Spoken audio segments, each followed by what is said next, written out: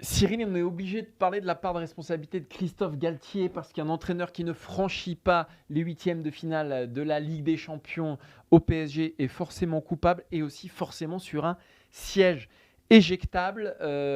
Christophe Galtier, qui a reconnu sa part de responsabilité d'ailleurs en conférence de presse. Christophe Galtier qui ne gagnera pas la Coupe de France, qui ne gagnera pas la Ligue des Champions.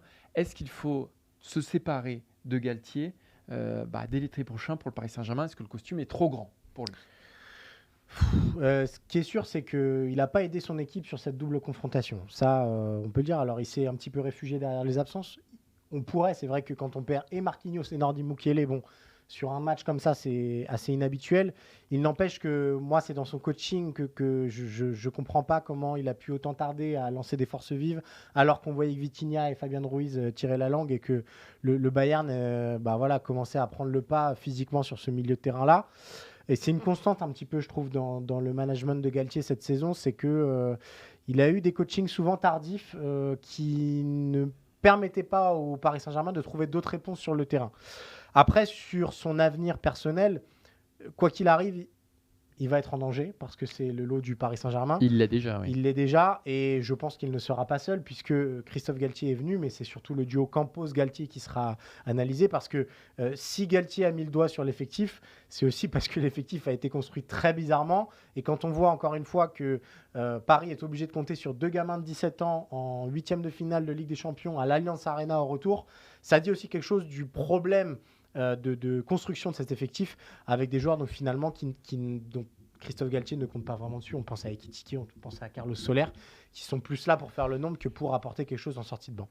Alors, bon, il faut distinguer deux choses. Il y a ce qu'il a subi, effectivement, les blessures, mais même celles de Neymar, parce que moi, je reste convaincu qu'avec Neymar, le PSG est meilleur, mais bon, bref. Voilà. Ça, il les a subis, effectivement. La blessure de Marquinhos, etc. Donc, ça, c'est des facteurs extérieurs qu'on peut pas lui imputer. En revanche, il y a ce dont il est responsable. Et moi, ce dont il est responsable, c'est qu'au 8 mars, le PSG, le plan de jeu du PSG se résume à Mbappé en profondeur. Et ça, c'est sa responsabilité. C'était déjà le cas avec Pochettino l'an passé. Tout à fait. Comme c'était la responsabilité de Pochettino, c'est la responsabilité de Christophe Galtier. Ne pas faire progresser ses joueurs, c'est sa responsabilité. Fabian Ruiz, Vitinha, Ekitike, mais même les autres, même au fond, Verratti, tout ça, c'est sa responsabilité à lui aussi. La responsabilité d'un entraîneur, c'est de faire progresser ses joueurs, c'est de tirer le meilleur de ses joueurs. Et hormis Kylian Mbappé, qui effectivement marche sur l'eau, mais est-ce qu'il n'aurait pas marché sur l'eau avec un autre entraîneur, vu le niveau du bonhomme? Donc voilà, moi c'est ça que je lui reprocherai en premier, c'est de ne pas avoir trouvé de plan B, notamment au match aller, en utilisant Messi et Neymar complètement à plat, en ayant zéro profondeur, en proposant un 11. Moi, je n'avais jamais vu un 11 du Paris Saint-Germain en match éliminatoire de la Ligue des Champions depuis que QSI est là, à domicile en plus, aussi peu menaçant. Ouais. Et ça, c'est sa faute à lui. Bien sûr, Mbappé n'est pas là. Bien sûr, il n'a peut-être pas les options sur le banc, mais fais avec ce que tu as dans ton effectif. Et je pense qu'il pouvait faire mieux parce que de toute façon, il ne pouvait pas faire pire. Donc ça, c'est sa responsabilité. Et ça l'engage. Du coup, évidemment, il y a un doute au-dessus de sa tête. Il y a un doute sur est-ce qu'il peut épouser les contours de ce costume-là qui est quand même immense. Mais ce qu'on peut dire aussi, c'est qu'Emery a échoué, Pochettino a échoué, Blanc a échoué, ils ont tous échoué. Donc à un moment donné, comment tu fais? Est-ce que c'est lui le premier responsable? Non. Est-ce qu'il est responsable? Oui.